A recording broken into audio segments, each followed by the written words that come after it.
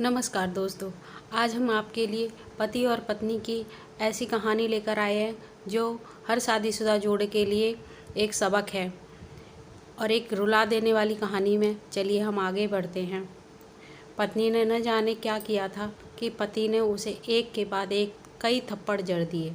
हमेशा हर सिचुएशन को शांति से हैंडल करने वाली पत्नी भी इस बार इतनी अशांत हो उठी कि उसने अपनी चप्पल ही निकालकर पति की ओर दे फेंकी।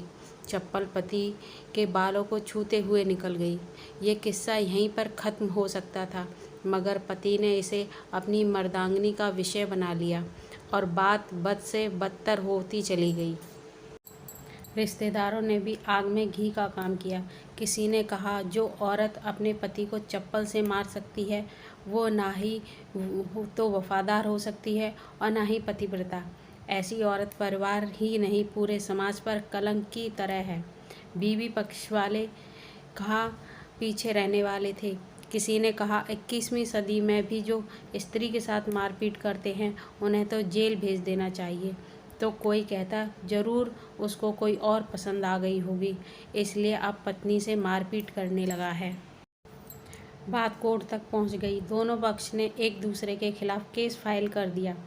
पति ने चरित्रहीन होने का तो पत्नी ने दहेज और शारीरिक उत्पीड़न का आरोप लगाया। 2 वर्षों से अधिक समय के लिए केस चला था। इन 2 वर्ष के दौरान दोनों पति पत्नी अलग अलग रहते थे। इन 2 वर्षों के दौरान दोनों पक्षों के समर्थकों की संख्या कम हो गई थी। पहले जहां दोनों पक्ष में समर्थनों का समूह होता था, अब गिने चुने लोग रह गए थे। पति और पत्नी दोनों की आर्थिक स्थिति भी इस समय के दौरान नीचे गिर चुकी थी, जिन्हें वो अपना शुभचिंतक समझ रहे थे। पैसों की बात आते ही उन्होंने भी अपना पल्ला झाड़ लिया था। अगर कोई देने को राजी भी हुआ तो मोटे ब्याज की शर्त पर। आखिरकार वही हुआ जो सब चाहते थे, डाइवोर्स। हर कोई खुश था, दोनों पक्ष को रिश्तेदार, उनके माता पिता और दोनों के वकील। लेकिन 5 साल की दुखद शादी और एक सुंदर बेटी होने के बाद मिले इस डाइवोर्स से पति मूक थी और पति शांत।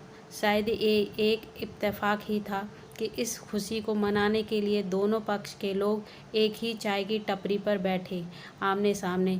इत्तेफाक इसलिए क्योंकि ज़्यादातर लोग जो एक दूसरे के विरोध पक्ष को सपोर्ट कर रहे थे वे एक दूसरे को अच्छे से जानते भी नहीं थे।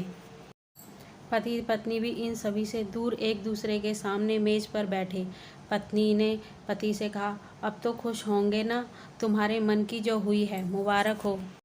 तुम भी तो आज जीत गई हो। तुम्हें मुझसे तलाक तो तुम्हें भी मिल गया है। Congratulation to you too. पति ने कहा। तलाक को तुम जीत का प्रतीक समझते हो? पत्नी ने पूछा। पति चुप रहा। थोड़ी देर की शांति के बाद पति ने कहा, मुझे तुम्हें 5 लाख रुपए अभी और हर महीने 8,000 देने का आदेश है। अभी मेरे पास पैसे नहीं हैं, इसलिए हमारा मतलब मेरा जो सिटी में फ्लैट है उसे तुम्हारे नाम। हाँ, लेकिन हमारी बेटी तुम्हारे साथ है और आगे जाके उसके खर्चे भी बढ़ेंगे, तुम्हें थोड़ी आसानी होगी। पति ने कहा, नहीं नहीं, मुझे सिर्फ 5 लाख ही देना और तुम्हें हर महीने 8,000 भी तो देने ही वाले हो। मैं मैनेज कर लूँगी। अगर 5 लाख नहीं है तब भी कोई बात नहीं, पत्नी बोली। दोनों फिर से शांत हो गए।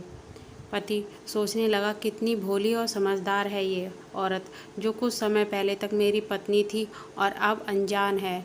ये वही है जो कम से कम खर्च में घर चलाती और पैसे बचाकर मेरे जन्मदिन और बर्थडे पर हमेशा मेरे लिए नए कपड़े खरीद लाती।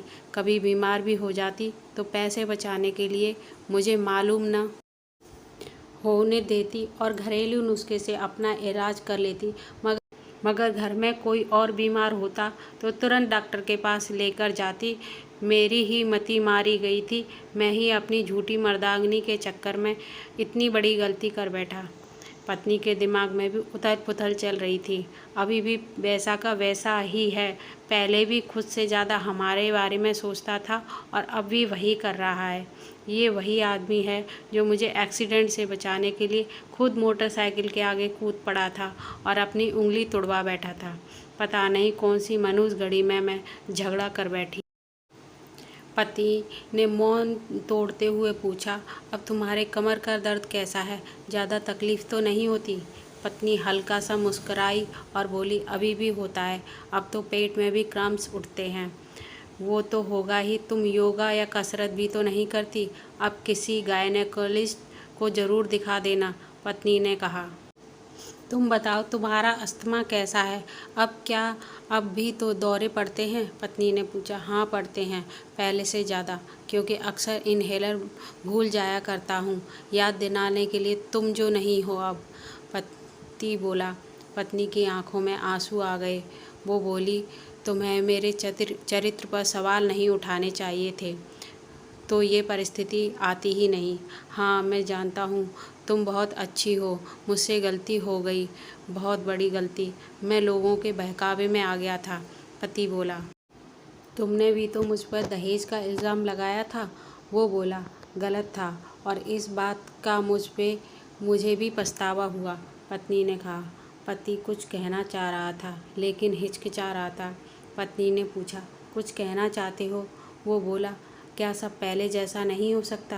क्या मतलब? पत्नी बोली, मतलब कि हम फिर से पहले की तरह पति पत्नी बनकर, सच्चे दोस्त बनकर नहीं रह सकते, पति बोला। पर ये डाइवोर्स के पेपर दिखाते हुए पत्नी ने कहा। फाड़ देते हैं, पत्नी ने अपने पास रखे डाइवोर्स के पेपर फाड़ते हुए कहा। पत्नी ने भी अपने पास रखे पेपर फाड़ दिए। सभी हैरान थे, वकील, रिश्तेदार और माँ बाप। पति पत्नी दोनों एक दूसरे के हाथ में हाथ पकड़े अपने घर की तरफ चले गए। दोस्तों, ये कहानी उन पति पत्नी के लिए बड़ी सीख है जो छोटी छोटी बातों पर लड़ते हैं और इन झगड़ों को बड़ा बना के अलग होने का डिसीजन लेते हैं। प्यार और झगड़ा तो एक सिक्के के दो पहलुओं की तरह हैं, दोनों को स्वीकार करना होगा, तभी ये पवित्र रिश्ता उसकी मंजिल तक पहुंच पाएगा। दोस्तों, ये कहानी आपको कैसी लगी हमें कमेंट करके ज़रूर बताइए, और हमारे चैनल को सब्सक्राइब करिए ताकि ऐसी ही कहानियाँ हम आपके लिए लाते रहें।